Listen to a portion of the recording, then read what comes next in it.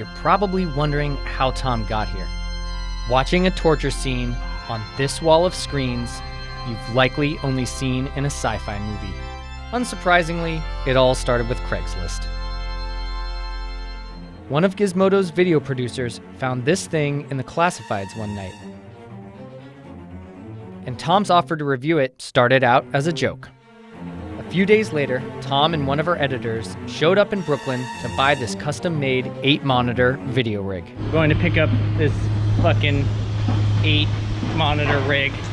We found this. It's absolutely crazy. It looks like something out of a Gibson novel. The owner promised us that by lying in a retrofitted gurney, we could see nothing but screen. He was not wrong. This is Jacob. Jacob's a software engineer who built this rig so that he could look at as many lines of code as possible without moving his head. Thanks to some experience at a machine shop, Jacob built the central rig out of steel piping combined with display mounts, power strips, and a USB hub. There's also a stretcher that hangs from tension rods, where you lean back for the full screen experience. The whole rig cost Jacob $2,000 and took over 200 hours to build. But now he's moving and can't take it with him. So we offered Jacob $640 for everything. And Jacob took our money. Believe it or not, buying this thing was the easiest part of this whole experience. Getting it back to the office involved sweat, a pickup truck, a team of movers, and a few elevator mishaps. This all took place over the span of 3 days. Eventually, the displays, the pipes, the tension rods, the power strips, the USB hub, and the gurney made it to the Gizmodo video studio. So yeah, this is the space we cleared for you guys. I don't know if it's gonna work. It's just not going to be stable.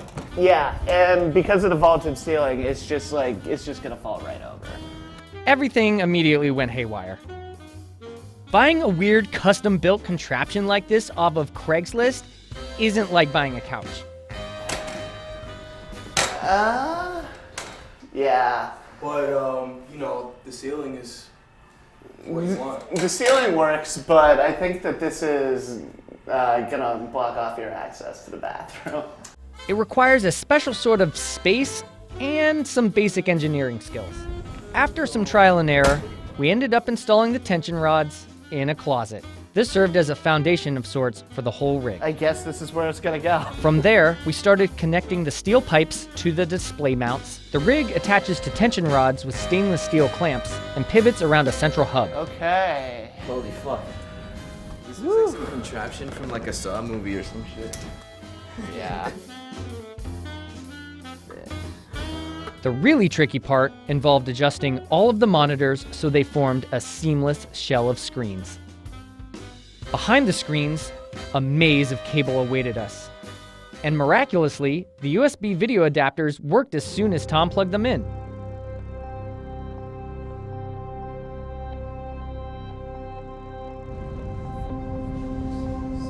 It's detecting all 8 displays now. I don't know why this, yes! Oh, woo! Is this one even?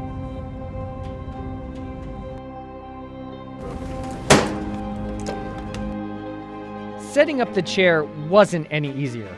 We were missing a couple of parts and had to improvise. But the team managed to get Tom in a sitting position without the entire rig collapsing. And finally, Tom was ready to experience the cyberpunk dream sequence he'd been longing for. Yeah, buckle me in. 8 screens, nearly 18 million pixels, 150 pounds of steel pipes, all so that Tom could do nothing but computer without moving his head.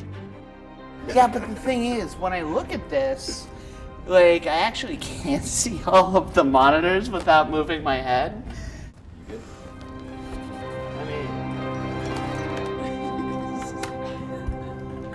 Tom isn't any good at writing code, so he didn't make any apps. The rig did handle 8 tabs of Twitter, which is the present-day example of that torture scene from A Clockwork Orange. Getting the wall of screens to work as a sort of virtual reality rig didn't work very well, though. Playing immersive video across 8 monitors at once would require special software, so we resorted to making a single video player as large as possible, which was honestly pretty cool. And because the screens weren't laid out in a standard aspect ratio, gaming across all of the displays at once didn't seem to be a viable option.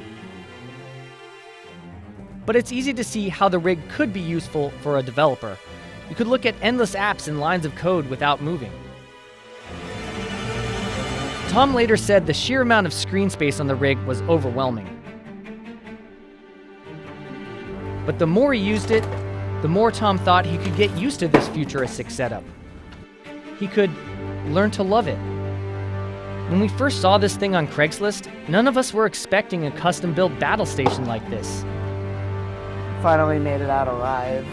And then the process of rebuilding it and then using it for a few days ended up feeling almost otherworldly, like we were creating some new kind of screen time. Although nobody really needs a custom 8-monitor rig, sometimes it's thrilling to experience too much tech.